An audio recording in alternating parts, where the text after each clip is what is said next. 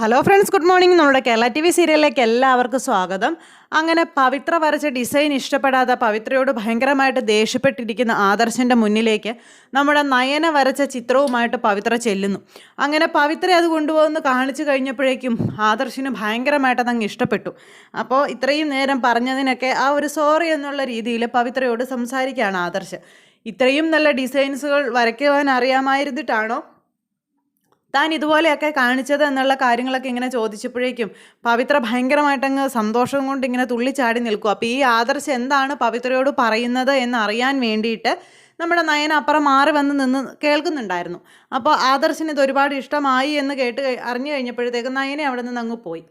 അത് കഴിഞ്ഞ് പിന്നെ എന്തായാലും താൻ ടെൻഷൻ ആവുകയൊന്നും വേണ്ട, തനിക്ക് ഒരിക്കലും ഇവിടെ നിന്ന് പുറത്തു പോകേണ്ടി വരില്ല എന്നുള്ള കാര്യങ്ങളൊക്കെ ആദർശ് ഇങ്ങനെ ഈ പവിത്രയോട് പറയുക. അപ്പോൾ പവിത്ര ഇതൊക്കെ കേട്ട് ഇങ്ങനെ ആസ്വദിച്ച് സന്തോഷത്തോടു കൂടി ഇങ്ങനെ നിൽക്കുകയാണല്ലോ. എന്തായാലും ഈ ഒരു ഇത് ഞാൻ എൻ്റെ ക്ലയൻസിനെ കാണിച്ചു കൊടുക്കും. ഇനിയൊരു പക്ഷേ താൻ ടെൻഷൻ അടിക്കേണ്ട, ഇത് കാണിച്ചു കൊടുത്തതിന് ശേഷം അവർക്കിത് ഇഷ്ടപ്പെട്ടില്ലെങ്കിൽ പോലും ഞാനിത് പ്രയോജനപ്പെടുത്തും. കാരണം ഇത് അത്രയ്ക്ക് നല്ലതാണെന്നൊക്കെ പറഞ്ഞ് അങ്ങനെ സംസാരിച്ചുകൊണ്ടിരിക്കുന്നു. ഈ സമയത്താണ് അങ്ങോട്ടേക്ക് അവിടുത്തെ പുതിയ വേറൊരു സ്റ്റാഫ് വരുന്നത്. വന്നിട്ട് പറഞ്ഞു, ആ ക്ലയൻസ് എത്തിയിട്ടുണ്ട് സർ, അതുപോലെ ഇത് കാണാൻ വേണ്ടി മോഡൽ കാണാൻ വേണ്ടി വന്നതാണെന്നുള്ള കാര്യം പറഞ്ഞു. അപ്പോഴേക്കും അവിടെ ടെൻഷൻ അടിച്ച് ഇങ്ങനെ വല്ലാതെ നിൽക്കുക നമ്മുടെ പവിത്ര. താൻ ടെൻഷൻ ആവുമൊന്നും വേണ്ട, ഇതെന്തായാലും അവർ അക്സെപ്റ്റ് ചെയ്യും, അവർക്കിത് ഒരുപാട് ഇഷ്ടമാകും, താൻ അതുകൊണ്ട് അതിനെക്കുറിച്ച് ആലോചിച്ചൊന്നും ടെൻഷൻ അടിക്കണ്ട എന്നും പറഞ്ഞുകൊണ്ട് ഇങ്ങനെ പറഞ്ഞു. എന്നിട്ട് അന്നേരം വന്ന ആ സ്റ്റാഫിനോട് പറഞ്ഞു, കണ്ടോ ഇത് കണ്ടോ, ഇത്രയും നല്ലൊരു ഡിസൈൻ ഈ അടുത്ത കാലത്തൊന്നും ഞാൻ കണ്ടിട്ടില്ല എന്നുള്ള രീതിയിൽ അവരോടും സംസാരിച്ചു. എന്നിട്ട് ക്ലയൻസിനോട് അവിടെ വെയിറ്റ് ചെയ്യാൻ പറ, ഇപ്പം തന്നെ എത്താം എന്ന് പറഞ്ഞിട്ട് ആദർശ് പവിത്ര അവിടെ നിന്ന് പറഞ്ഞു വിട്ടു. ആദർശ് പവിത്രയെ പറഞ്ഞു വിട്ടപ്പോഴേക്കും പവിത്ര ഓടി നയനയുടെ അടുത്തേക്ക് ചെന്നു. അവിടെ ചെന്ന് ആദർശ് സാറിന് അത് ഒരുപാട് ഇഷ്ടപ്പെട്ടു എന്നുള്ള കാര്യം പറയാനായിട്ട്, എന്നിട്ടൊരു 1000 നന്ദിയൊക്കെ ഇങ്ങനെ പറയുവാണ് നമ്മുടെ നയനയോട്. അങ്ങനെ നയനയോട് പറഞ്ഞപ്പോൾ അതിൻ്റെ ഒന്നും ആവശ്യമില്ലെന്നും താൻ അവിടെ കിടന്നിങ്ങനെ ഭയങ്കരമായിട്ട് കഷ്ടപ്പെടുന്നത് കണ്ടതുകൊണ്ട് മാത്രമാണ് ഇങ്ങനെ ഒരു കാര്യം തനിക്ക് വേണ്ടി ചെയ്തു തന്നതെന്നുള്ള കാര്യമൊക്കെ പറയുക.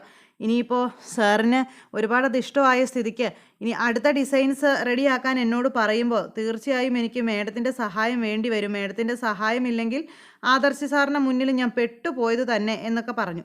അയ്യോ, അങ്ങനെ എപ്പോഴും ഒന്നും എനിക്ക് വന്നിരുന്ന് സഹായിക്കാനൊന്നും പറ്റില്ല. പിന്നെ ചില ടിപ്സുകളൊക്കെ ഞാൻ തരാം, ആ ടിപ്സുകളൊക്കെ വെച്ച് താൻ മുന്നോട്ട് പോയാൽ മതി. അപ്പോൾ പിന്നെ ഒന്നിനെയും പേടിക്കേണ്ട കാര്യങ്ങളില്ല എന്ന് പറഞ്ഞു. എനിക്ക് ജന്മന കുറച്ച് കഴിവുകളൊക്കെ ഉണ്ട്, ഞാൻ വർക്ക് ചെയ്തുകൊണ്ടിരുന്നതാണ്, അതുകൊണ്ട് എല്ലാ കാര്യങ്ങളും എല്ലാ മോഡൽസും എനിക്ക് അറിയാം തുടങ്ങിയ കാര്യങ്ങളൊക്കെ ഇങ്ങനെ പറയുക. അങ്ങനെ ഈ പവിത്രയുമായി നമ്മുടെ നയന സംസാരിച്ചുകൊണ്ടിരിക്കുന്നു.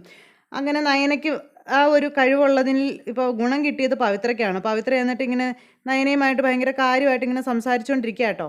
എന്തായാലും തൻ്റെ ഭാവി ഇപ്പോൾ രക്ഷപ്പെടുത്തിയെടുത്തത് നയനയാണ്. അപ്പോൾ നന്ദി നയനയോടുണ്ട് എന്നുള്ള രീതിയിലാണ് പവിത്ര സംസാരിക്കുന്നത്. അങ്ങനെ ഇവർ തമ്മിലുള്ള സംസാരവും കാര്യങ്ങളെല്ലാം നടക്കുമ്പോഴേക്കും ആദർശ് തൻ്റെ ക്ലയൻസിനെ കൊണ്ടുവന്ന് ഈ മോഡലുകൾ കാണിച്ചു. ഇത് കാണിച്ചപ്പോഴേക്കും അവർക്ക് ഒത്തിരി ഇഷ്ടമായി. അവരെന്നിട്ട് ഇതിങ്ങനെ നോക്കി എല്ലാവരും മാറി മാറി നോക്കി ഇങ്ങനെ ആസ്വദിച്ചുകൊണ്ടിരിക്കുക. അത് കഴിഞ്ഞപ്പോഴത്തേക്കും പറഞ്ഞു, കുറച്ച് നേരം വൈകിയാൽ എന്താ, സാരമില്ല, നല്ലൊരു മോഡൽ ഞങ്ങൾക്ക് മിസ്സായേനെ എന്നുള്ള കാര്യം പറഞ്ഞു. അത് കേട്ട് കഴിഞ്ഞപ്പോഴേക്കും കൂടെ ഉണ്ടായിരുന്ന ഒരാൾ പറഞ്ഞു, ഞങ്ങൾ ഈ ഡിസൈൻ വേറൊരിടത്തേക്ക് മാറ്റാൻ വേണ്ടി ആലോചിച്ചിരിക്കുകയായിരുന്നു എന്ന് പറഞ്ഞപ്പോൾ അത് ചെയ്യാതിരുന്നത് എന്തുകൊണ്ടും നന്നായില്ലേ എന്ന് ചോദിക്കുകയാണ് അന്നേരം വേറൊരാൾ. അങ്ങനെ കൊടുത്തിരുന്നെങ്കിൽ ഞങ്ങൾക്ക് എത്ര ലക്ഷം രൂപയുടെ അല്ലെങ്കിൽ എത്ര കോടി രൂപയുടെ നഷ്ടം വന്നേനെ. ഇത്രയും നല്ല ഡിസൈനുകൾ ഈ അടുത്ത കാലത്തൊന്നും ഞാൻ കണ്ടിട്ടില്ലെന്നും അത്രയ്ക്ക് മനോഹരമായ ഡിസൈനാണെന്നൊക്കെ പറഞ്ഞു. അതൊക്കെ കേട്ട് കഴിഞ്ഞപ്പോൾ അതെ, ഞങ്ങളുടെ പുതിയ ഡിസൈനർ, ആ ഒരു കുട്ടിയുടെ കഴിവാണിത്, ടാലൻ്റാണിത് എന്നൊക്കെ പറഞ്ഞുകൊണ്ട് അങ്ങനെ പറയാം. അപ്പോൾ ആ കുട്ടിയെ ഒന്ന് കാണാൻ കഴിയുമോ എന്നിങ്ങനെ ചോദിച്ചു ക്ലയൻറ്റ് ആദർശിനോട്. അപ്പോൾ അതിനെന്താ, കാണാമല്ലോ എന്നും പറഞ്ഞു. എന്നിട്ട് കൂടെ നിന്ന് സ്റ്റാഫിനോട് പോയി പവിത്രയെ വിളിച്ചുകൊണ്ട് വരാൻ പറഞ്ഞു. അങ്ങനെ ആ ആൾ പവിത്രയെ വിളിക്കാനായിട്ട് അങ്ങോട്ടേക്ക് ചെല്ലുമ്പം നയനയും പവിത്രയും തമ്മിലിരുന്ന് ഈ കാര്യങ്ങളെപ്പറ്റി ചർച്ച ചെയ്തുകൊണ്ടിരിക്കുക, സംസാരിച്ചുകൊണ്ടിരിക്കുക. അപ്പോഴാണ് ഈ പുള്ളിക്കാരി അങ്ങോട്ടേക്ക് ചെല്ലുന്നത്. പവിത്രയോട് അത്യാവശ്യമായിട്ട് ആദർശാൻ്റെ റൂമിലേക്ക് ചെല്ലാൻ പറഞ്ഞെന്ന് പറയുമ്പോൾ എന്താ കാര്യം, എന്തെങ്കിലും പ്രശ്നമുണ്ടോ എന്ന് ചോദിച്ചു. പ്രശ്നമുണ്ടോ ഇല്ലയോ എന്നൊന്നും എനിക്കറിയില്ല, തന്നെ വിളിച്ചുകൊണ്ട് ചെല്ലാനാണ് പറഞ്ഞത്, ആ ക്ലയൻസിൻ്റെ അരികിലേക്കാണ് ചെല്ലേണ്ടത്, എന്താ വിഷയം എന്നൊന്നും എനിക്കറിയില്ല എന്ന് പറഞ്ഞു. അപ്പോഴേക്കും നമ്മുടെ പവിത്രയ്ക്ക് ടെൻഷനായി, ദൈവമേ ഇനി അവിടെ ചെന്നിട്ട് വല്ല പ്രോബ്ലം ഉണ്ടാകുമോ, ആകെ പെട്ടു പോവുമോ എന്നൊക്കെയുള്ളൊരു പേടി. അപ്പം നയന പറഞ്ഞു, ഒന്നും കൊണ്ട് നീ ടെൻഷൻ ആവേണ്ട, ധൈര്യമായിട്ട് ചെല്ല്, ഒരു പ്രശ്നം ഉണ്ടാവില്ല എന്നും പറഞ്ഞുകൊണ്ട് ധൈര്യമായിട്ട് തന്നെ പവിത്രയെ പറഞ്ഞു വിടുക. പവിത്ര എന്നിട്ട് പേടിച്ച് ആദർശിൻ്റെ റൂമിലേക്ക് ചെന്നു. ആദർശിൻ്റെ റൂമിലേക്ക് ചെന്ന് കഴിഞ്ഞപ്പോൾ ഇവരെല്ലാവരും ഭയങ്കര ഹാപ്പി ആയിട്ട് ഇരിക്കുകയാണ്. എന്നിട്ട് കുറേ അഭിനന്ദനങ്ങളൊക്കെ കൊടുത്തു കേട്ടോ. ഈ പവിത്രയ്ക്ക്. അതൊക്കെ കേട്ടപ്പോൾ പവിത്രയ്ക്ക് ഒത്തിരി സന്തോഷമായി. പവിത്ര ഇങ്ങനെ ഭയങ്കര ഹാപ്പി ആയിട്ട് ഇങ്ങനെ നിൽക്കുകയാണ്. എന്തായാലും ഇനിയും ഇതുപോലെ തുടർന്നും അങ്ങോട്ട് നല്ല അടിപൊളി ഡിസൈൻസുകൾ വരയ്ക്കണമെന്നും ഈ കമ്പനിയുടെ ഒരു ടേണിംഗ് പോയിൻ്റായി മാറണം താനെന്നൊക്കെയുള്ള കാര്യമൊക്കെ പറഞ്ഞ് ഇങ്ങനെ പവിത്രയെ കുറേ പൊക്കി ഇതാക്കിയൊക്കെ ഇവർ സംസാരിച്ചു. അപ്പോൾ അതൊക്കെ കേട്ട് കഴിഞ്ഞപ്പോഴേക്കും പവിത്രയ്ക്കും ഭയങ്കര സന്തോഷമായി. ആ ഒരു ഇത് ഇങ്ങനെ പറഞ്ഞിട്ട് പവിത്ര അവിടെ നിന്ന് പറഞ്ഞു വിട്ടു. അപ്പോഴാണ് പവിത്രയ്ക്ക് ഇന്ന് ശ്വാസം നേരെ വീണത്. അങ്ങനെ പവിത്ര അങ്ങ് പോയി കഴിഞ്ഞപ്പോഴേക്കും ഇതുപോലുള്ള സ്റ്റാഫുകളെ ഒന്നും കൈവിട്ട് കളയരുതെന്നും ഇത്രയ്ക്ക് നല്ല സ്റ്റാഫുകളെയൊക്കെ കിട്ടാൻ ഭയങ്കര പാടാണെന്നും തുടങ്ങിയ കാര്യങ്ങളൊക്കെ ഈ വന്ന സാറുമാർ ആദർശിനോട് പറഞ്ഞപ്പോൾ, അതെ, ഒരിക്കലും ഞാൻ അങ്ങനെ എൻ്റെ സ്റ്റാഫുകളോട് വളരെ മോശമായ രീതിയിൽ അല്ലെങ്കിൽ അവർക്ക് ഒരു പ്രശ്നമുണ്ടാകുന്ന രീതിയിൽ പ്രവർത്തിക്കാറില്ല, ഇടപെടാറില്ല. ഇപ്പോൾ ഈ കുട്ടി വരച്ചുകൊണ്ട് വന്ന ഈ ഒരു ഡിസൈൻ നിങ്ങൾക്ക് ഇഷ്ടപ്പെട്ടില്ലെങ്കിൽ പോലും എൻ്റെ സ്റ്റാഫിന് ഞാനൊന്നും പറയില്ല. എനിക്ക് 100% ഉറപ്പുണ്ടെങ്കിൽ മാത്രമേ ഞാൻ കാര്യങ്ങൾ മുന്നോട്ട് കൊണ്ടുപോവുകയുള്ളൂ എന്നിങ്ങനെ പറയും ആദർശ്. അത് ഞങ്ങൾക്കെല്ലാവർക്കും അറിയാം. ആദർശ് സാർ 100 പറഞ്ഞാൽ അത് 110 ആണെന്നുള്ള കാര്യം ഞങ്ങൾക്കറിയാം. അത്ര ഗ്യാരണ്ടിയാണ് സാറിൻ്റെ കാര്യങ്ങളിൽ. ആ വിശ്വാസമാണല്ലോ, ആ ഒരു ഇതാണല്ലോ ഞങ്ങൾ ഈ കമ്പനിയിൽ നിൽക്കുന്നത്, അല്ലെങ്കിൽ കമ്പനിക്ക് തരുന്ന ഓർഡറുകൾ ഇങ്ങനെയൊക്കെ പറഞ്ഞ് അവർ കുറേ ഇതൊക്കെ പറഞ്ഞു. അപ്പോൾ അതൊക്കെ കേട്ട് കഴിഞ്ഞപ്പോൾ ആദർശിന് വലിയ സന്തോഷമായി. അത് കഴിഞ്ഞപ്പോഴേക്കും നയന കാത്തിരിക്കുക പവിത്ര എന്താ പറയുന്നതെന്ന് അറിയാനായിട്ട്. പവിത്ര അവിടെ ചെന്നു നയനയുമായിട്ട് സംസാരിച്ചു. അവർ കുറേ കൺഗ്രാറ്റ്സ് ഒക്കെ പറഞ്ഞു. അതുപോലെ വളരെ നല്ല അഭിപ്രായമായിരുന്നു എന്നുള്ള കാര്യമൊക്കെ ഇങ്ങനെ പറയുക. അപ്പോൾ അതൊക്കെ കേട്ട് കഴിഞ്ഞപ്പോഴത്തേക്കും കണ്ടോ, ഞാൻ പറഞ്ഞില്ലേ അങ്ങനെയൊന്നും ഒരു പ്രശ്നവും വരില്ലെന്ന്, എന്തായാലും ഇവിടം കൊണ്ട് നിൻ്റെ തലവര തെളിഞ്ഞു എന്ന് തന്നെ പറയാമെന്നൊക്കെ പറഞ്ഞ് നയന ഇങ്ങനെ നല്ല ഇതായിട്ട് ഇങ്ങനെ പറയാം. പിന്നെ ഞാനാണ് ഇതിൻ്റെ പിറകിലെന്നുള്ള കാര്യമൊന്നും ആരും അറിയണ്ട തുടങ്ങിയ രീതിയിൽ ഞാൻ ഇങ്ങനെ സംസാരിച്ചുകൊണ്ട് നിൽക്കുമ്പോഴാണ് ആദർശ് അങ്ങോട്ടേക്ക് വരുന്നത്. ആദർശ് അങ്ങ് വന്നിട്ട് പവിത്രയെ കുറേ പുകഴ്ത്തുവാണ്. കോടികളുടെ ബിസിനസ്സാണ് ഇന്ന് പവിത്ര കാരണം കിട്ടിയതെന്നും അതിൻ്റെ ഗുണം എന്തായാലും പവിത്രയ്ക്കുണ്ടാകും എന്നൊക്കെ പറഞ്ഞ്, കണ്ടോ ഇതിൻ്റെ ഇടയിൽ നീ എന്താ കുത്തിക്കുറിച്ചുകൊണ്ട് വന്നായിരുന്നല്ലോ എന്ന് നയനയോട് പറഞ്ഞു. ഇതൊക്കെ കഴിവ്, ജന്മസിദ്ധമായി കിട്ടേണ്ട കഴിവ്. അപ്പോഴൊന്നും പവിത്ര മിണ്ടുന്നില്ല, ഇതെല്ലാം കേട്ടോണ്ട് നിൽക്കുക. ഇതൊക്കെ ജന്മസിദ്ധമായ കഴിവ്, അല്ലാതെ നീ എന്തെങ്കിലും പേപ്പറിൽ കുത്തിക്കുറിച്ചു കൊണ്ട് വരുന്നതല്ല കാര്യങ്ങൾ. ഇപ്പം നിനക്ക് മനസ്സിലായല്ലോ. നീ ഇനി ദക്ഷിണ വെച്ച് പവിത്രയ്ക്ക് മുന്നിൽ എല്ലാം പഠിക്കാനിരുന്നാൽ പോലും പവിത്രയെ പോലെ ടാലൻറ്റഡ് ആവാൻ നിന്നെ കൊണ്ട് കഴിയില്ല. പിന്നെ പവിത്ര, ഇവൾക്ക് കുറേ അടുക്കളപ്പണി അറിയാം, അതിനപ്പുറം വലിയ കഴിവുകളൊന്നുമില്ല. പിന്നെ നേരം വെളുത്താൽ വീടിൻ്റെ മുറ്റത്ത് കോലം വരയ്ക്കും, അതും വലിയ കഴിവാണെന്ന് ഓർത്തുകൊണ്ടാണ് ഇരിക്കുന്നത്. പക്ഷേ ഇതുപോലെയൊന്നും ആക്കാൻ ഈ ജന്മം മുഴുവൻ നോക്കിയിരുന്നാലും നിന്നെക്കൊണ്ട് സാധിക്കില്ലെന്നും പറഞ്ഞ് അങ്ങനെ നമ്മുടെ നയനയെ വളരെ ഇടിച്ച് താഴ്ത്തി സംസാരിച്ചിട്ട് അവിടെ നിന്ന് അങ്ങോട്ട് ആദർശ് പോയി. ആദർശ് അങ്ങ് പോയി കഴിഞ്ഞപ്പോഴേക്കും കണ്ടോ, ഇതാണ് എൻ്റെ ഭർത്താവ്. എൻ്റെ ഭർത്താവ് എന്നെക്കുറിച്ച് ഇങ്ങനെയേ പറയും. അതുകൊണ്ടാണ് അദ്ദേഹത്തിനോട് ഞാനാണ് ഇതൊന്ന് ചെയ്തതെന്നുള്ള കാര്യം പറയണ്ടെന്ന് പറഞ്ഞതെന്നുള്ള കാര്യം നയന ഇങ്ങനെ പറയുക.